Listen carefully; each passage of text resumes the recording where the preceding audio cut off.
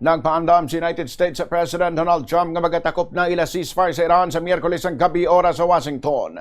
Suno kay Trump, mataas ang posibilidad nga hindi na sini pagpalawigo ng ceasefire, ilabi na kung wala man sila sang kasugtanan nga malabot. Matandaan nga Abril 7 sang gabi sang nagsugod ang ceasefire. Posible man suno kay Trump nga magbalik gilayon ng inaway kung mapaslawan gihapon ng US kag Iran nga makahimo sang agreement.